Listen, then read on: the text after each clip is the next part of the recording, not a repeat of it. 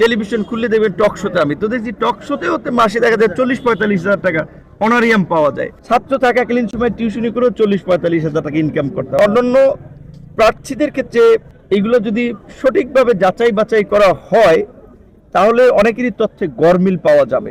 প্রথম কথা হচ্ছে যে দেখেন, আমার কাছে মনে হচ্ছে যে নির্বাচনী হলফনামার মাধ্যমে রাজনীতিবিদদের সততা এবং প্রকৃত অবস্থান বোঝা যায়। আমরা ওনার পুরো ভিডিও দেখব এবং ভিডিওর ভালো দিক এবং খারাপ দিকগুলো উন্মোচন করব। আর উনি যে কথাটা বললো আসলে প্রকৃত মানে সত্যটা উঠে আসে হলফনামার। তো এরকম যদি 100% যদি তদন্ত করা হয় বা আহ, এটাকে যদি ভালো করে দেখা হয় তো আমি মনে করি যে অনেক মানে মানে 70% লোকেরই নমিশন অ্যাকসেপ্ট হবে না। কারণ বাংলাদেশে রাজনীতি যারা করে বেশিরভাগই দুর্নীতির সাথে জড়িত আমি মনে করি ব্যক্তিগতভাবে, তবে সবাই না। তো ওনার কথা হিসেবে এটা বোঝা গেল। আর উনি ভিডিওতে বলেছেন যে আসলে 30-40 হাজার টাকা ইনকাম করা কোনো ব্যাপারই না। তো উনি অনেক শর্টকাটে অনেক বড়লোক হয়ে গেছেন, তো যার কারণে উনি এভাবে বলতেছেন। তো আমরা পুরো ভিডিও দেখে আলোচনা করবো। জামাত ইসলামী একটি বড় রাজনৈতিক দল। এই দলে সাধারণত যারা দলীয় প্রধান হয় বা বিভিন্ন গুরুত্বপূর্ণ দায়িত্ব পালন করে তাদের খরচ টরচ পার্টি থেকে আমার জানা মতো অনেকখানি বিয়ার করে। বাংলাদেশে একমাত্র জামাতি একটি দল যারা নিজের অর্থায়নে মানে নির্বাচনীয় যত কিছু করা লাগে সবকিছু করে এবং দলীয় যত সমাবেশ বা যে কোনো দলীয় কোনো পদক্ষেপে যেখানে অর্থ ব্যয় হয় সেখানে তারা নিজস্ব অর্থ ব্যয় করে। তো এখানে এদের অর্থ নিয়ে কোনো অর্থ কেলেঙ্কারি নাই। তবে আমি কোনো জামাতের কর্মী বা জামাত না, জামাতের কোনো উম, দলীয় কোনো পদে নাই বা কোনো জামাতের কোনো কর্মীও না।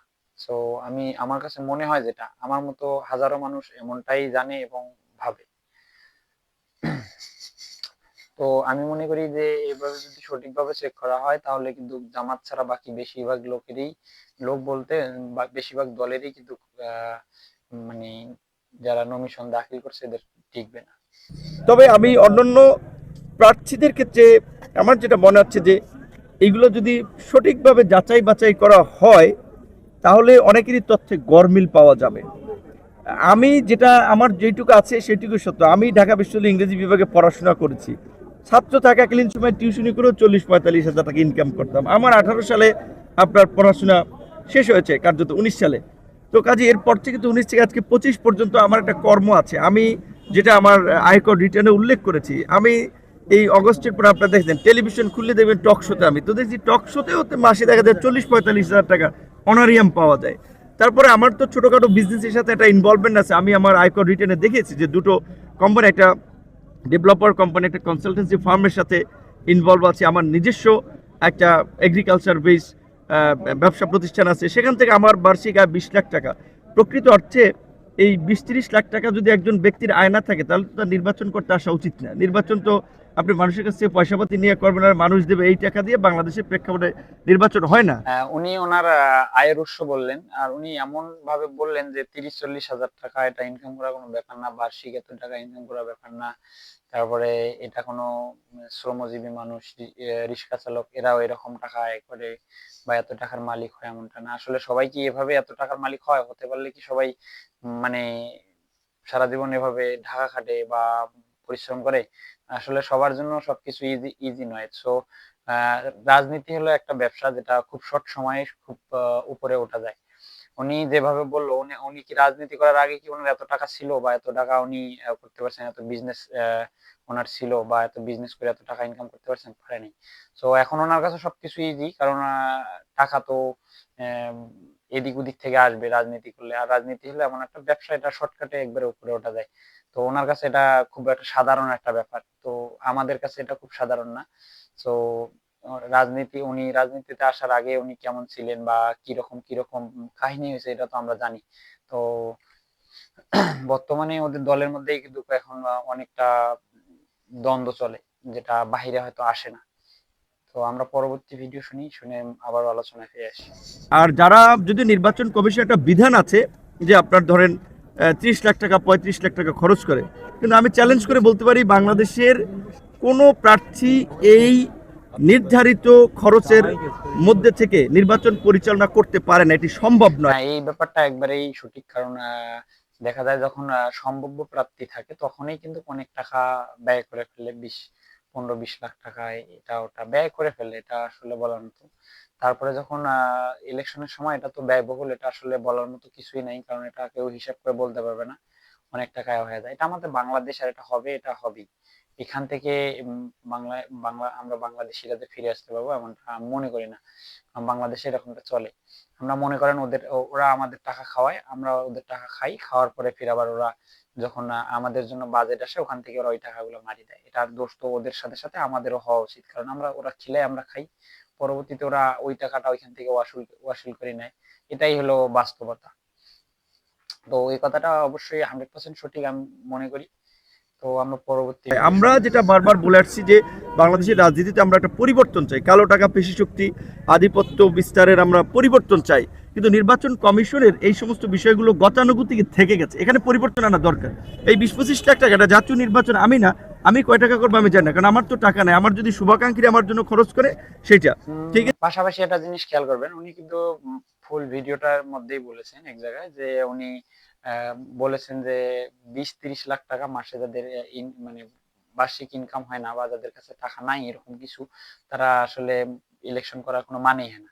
তো উনি ওটা বললো, আবার বললো ওনার হলো 89 লাখ টাকা আছে, মানে হলফনামায় দেওয়া আছে। তারপরে বলতেছে, ফির আবার বলতেছে আমার কাছে তো এত টাকা, আমার কাছে তো টাকা নাই, যদি আমার শুভাকাঙ্ক্ষীরা খরচ করে, তাহলে কি উনি ওনার টাকা যেটা মানে বলতেছে যে শুভাকাঙ্ক্ষীরা খরচ করে, তো ওটা কে দেবে? কারা কারা ওদের শুভাকাঙ্ক্ষী? মানে উনি বলতেছে যে টাকা না থাকলে ইলেকশন করা যাবে না, আবার উনি ফির আবার ইলেকশন করতেছে, ওনার কাছে টাকা নাই বলতেছে, তো উনি ইলেকশন করে কিসের জন্য? আবার ওনার টাকাগুলো আসতেছে কই থেকে? তো কেউ যদি ইলেকশন করে, তার যদি শুভাকাঙ্ক্ষী থাকে, দিনে তার সমস্যা কোথায়? আর তিনি এইভাবে বলতেছে যে টাকা না থাকলে ইলেকশন করার কোনো মানে নেই, ফির আবার উনি বলতেছে আমার টাকা নেই, আমার শুভাকাঙ্ক্ষীরা যদি দেয় তাহলে আমি ব্যয় করবো। এটা ভাই কোন ধরনের কথা আমি বুঝি না, এটা কেমন কথা? ওনার কথার মধ্যেই তো মানে ভেজাল লাগতেছে। যে একটা জাতীয় নির্বাচন পরিচালনা করতে 2-4-5 কোটি টাকার নিচে কোনো জায়গায় নির্বাচন হয় না। যদি অনেকে দেখিয়েছেন আমি 20 লাখ টাকা খরচ করবো, 25 লাখ টাকা, একজন প্রার্থীও এটা করবেন কিনা আমার সন্দেহ আছে। তো সেই জায়গা থেকে আমি বলবো রাজনৈতিক দল এবং প্রার্থীদেরকে শুরু থেকে সততার পরিচয় দিতে হয়। তারা বলবেন 20 লাখ টাকা কিন্তু খরচ করবেন 5 কোটি টাকা, সেক্ষেত্রে সবাই আশা করি এই পরিবর্তন আনবেন। এবং এই প্রার্থীদের হলফনামা এটা আপনারা দেখেছেন, একজনে দেখিয়েছে যে তার 20 ভরি স্বর্ণ, তার মূল্য 2 লাখ টাকা। আচ্ছা আপনারা বলেন যে 20 ভরি বর্তমানে স্বর্ণের মূল্য কত? ভরি তো প্রায় আপনার প্রায় 3 লাখ টাকা, বোধহয় প্রায় 3 লাখ টাকা। তো তাহলে এই যে যেগুলো লিখছেন এগুলো তো সঠিক না। একজনে লিখছেন ডুপ্লেক্স বাড়ি কিংবা 5 তলা বাড়ি, তার মূল্য 30 লাখ টাকা। একটা 5 তলা বিল্ডিং এর মূল্য কি 30 লাখ টাকা? এগুলো যদি যাচাই বাছাই করা হয় তাহলে কিন্তু 50% প্রার্থীটা বাতিল হবে। তো যাই হোক, আমরা আশা করি যে এগুলো ভবিষ্যতে আমাদের রাজনীতিবিদদের মধ্যে একটা পরিবর্তন আসবে। কিন্তু আমার কথা হচ্ছে এটা যে অনুপাত আমি আয় দেখিয়েছি আমার প্রপার্টি ধরেন এই 89 লাখ টাকা, এটা তো বর্তমান প্রেক্ষাপটে একজন শ্রমজীবী মানুষ সেও কিন্তু মাসে অন্তত 30,000 টাকা, 35,000 টাকা, 40,000 টাকা আয় করে, তাহলে তার আয় হয় কত? প্রায় 5 লাখ টাকা। তো সেই ক্ষেত্রে এই আয়টা কিছুই না। কিন্তু এখন হ্যাঁ, এটা অন্যদের সাথে কম্পেয়ার করে দিয়েছে অমুকের চেয়ে বেশি, তমুকের চেয়ে বেশি, কিন্তু আমি এইটুকু বলবো আমার যেটুকু আছে আমি সেইটুকু দেখিয়েছি এবং সৎভাবে দেখিয়েছি। ভবিষ্যতেও আমার এটা উনি যেভাবে বললো, তো আমি ভিডিও প্রথমে বলছি, আবারও বলতেছি যে মানে মাসে হলো আপনার 30-40 হাজার টাকা, বার্ষিক এত টাকা, আর এই 89 লাখ টাকা, এটা একটা শ্রমজীবী মানুষও করতে পারে। বিষয়টা এমনটা না, কারণ আমি আগেও বলছি এখনো বলতেছি যে সবচেয়ে মানে বড়লোক হওয়ার শর্টকাট রাস্তা হচ্ছে রাজনীতি। কারণ উনি কয়েক বছর আগে কেমন ছিল আর এখন দেখেন ওনার কেমন লাইফ স্টাইল, বা ওনার টাকা এতগুলা, ওনার বিজনেস এতগুলো, এতগুলো কি আদৌ ছিল ওনার কাছে? ছিল না। তো এটা যেমনি হোক ওনার কাছে আসছে, তো উনি যেমনটা ভাবে বলতেছে, এখন বুঝাইতে চাইতেছে যে আমি এইভাবে ইনকাম করছি, মানুষও এইভাবে ইনকাম করতে পারে, আর এটা কোনো ব্যাপার না। আরে ভাই, এটা কোনো ব্যাপার না বললেই হবে?